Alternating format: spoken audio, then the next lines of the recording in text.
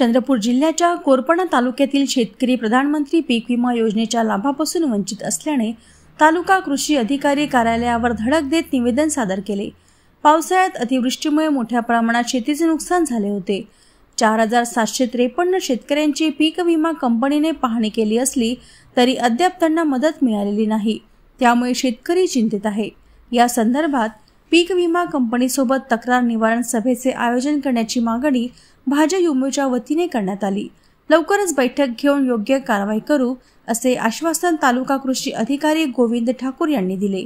आंदोलनात तालुक्यातील मोठ्या संख्येने शेतकरी सहभागी झाले होते। कोरपणा तालुक्यातील शेतकऱ्याच्या वतीने तालुका कृषी अधिकारी यांना निवेदन दिलेले आहे। कोरपणा तालुक्यामध्ये पावसाळ्यामध्ये नदीकाठील गावांना अतिवृष्टी व पुरामुळे अनेक शेतकऱ्यांचं शेतपिकांचं नुकसान झालेलं होतं।